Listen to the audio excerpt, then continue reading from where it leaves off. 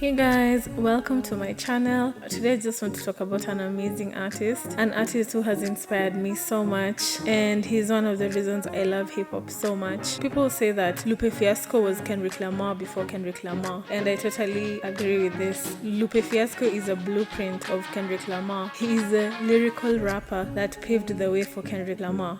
Lupe Fiasco was first signed to Arista Records by Ellie Reed, one of the top executives in the world. After a short while, Sony and BMG merged into one company. Ellie Reed was fired. This led to Lupe being dropped. Ellie Reed ended up being the chairman of Def Jam. While Lupe was at Arista, he ended up meeting Jay-Z, and at that time, Jay-Z was set to be the president of Atlantic, and he was looking for artists to go with him. So Lupe Fiasco went ahead and signed to Atlantic Records, knowing that Jay-Z will follow him behind and will join the company as president. Unfortunately, Jay-Z ended up changing his mind. Ellie Reed persuaded him to be president at Def Jam. Jay-Z ended up accepting and joined Def Jam. This left Lupe stranded with a label that didn't know what to do with him. Lupe Fiasco was on Kanye's album, Graduation. He had a couple of hits under his belt. He had released a couple of singles. When he released his first album, he actually won a Grammy, and this is totally unheard of. There are very few artists in the world who win a Grammy with their first album. Everything was going well with Lupe. His music was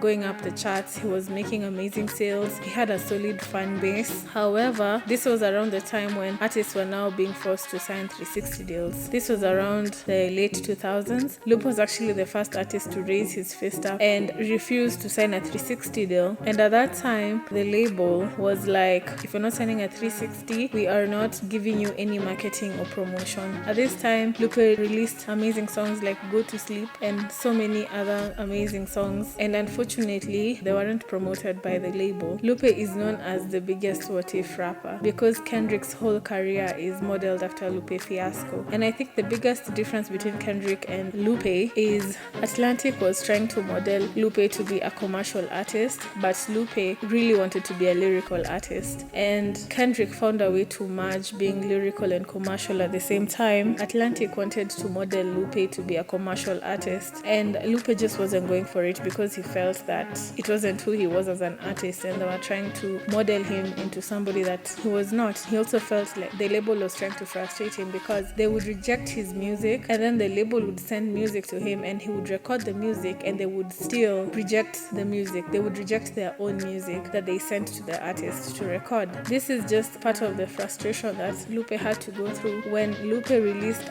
Beaming and Go to Sleep, the songs were hits and they charted actually on the Billboard Hot 100. This just went to show that Lupe had hits. However, because of label politics and because he refused to sign a 360 deal, the label just didn't want to support him in any way. They wanted to frustrate him as much as possible, and so they ended up sending B.O.B. all of Lupe Fiasco's songs, including Nothing on You and Airplanes. Not signing a 360 deal really cost Lupe Fiasco a lot. They kept on complaining that he didn't want to be commercial, but every time he bended to their will and tried to be commercial, they would reject his songs and frustrate him, and all this just because he didn't want to sign a 360 deal. And at some point he had to pay for his own video shoots and studio sessions. A 360 deal is when a label has a cut of everything that you do. If you do a movie, they get a cut. If you do an endorsement, they get a cut. If you sell merch, they get a cut. Basically everything that you do, the label has to get a cut. Part of the frustration that Lupe had to go through was they never set a date for his album. They always said your songs are work, the songs they sent him were work, and they never give him a release date. His fans always showed up for demonstrations, and because of this, Lupe ended up getting a release date, and that's how we were able to even listen to some of our favorite songs from Lupe. Who knows what would have happened if his fans never demonstrated and went to Atlantic offices. One fan actually threatened to hack Atlantic Records website and their system. Because of this, they actually put up a date for his other album. And this just shows that the label was really doing what it could do to frustrate Lupe Fiasco. As much as many people would like to say that Kendrick became what Lupe was supposed to be, Lupe Fiasco is one of the best who ever did it. And if he chose to be commercial, definitely he would be in a totally different area and he would be above Kendrick. Kendrick Kendrick Lamar took his blueprint from Lupe Fiasco. So I kind of feel like if he went the commercial route, he would be one of the best commercial rappers because he chose to stay true to himself and be who he is. He has also paved a lane for other artists who want to be just like him, and those won't be shut in their faces because Lupe Fiasco created a lane for them to be the best lyrical rappers that they could be. And if you are to be real, Kendrick Lamar wouldn't be who he is today without Lupe Fiasco paving that way for him.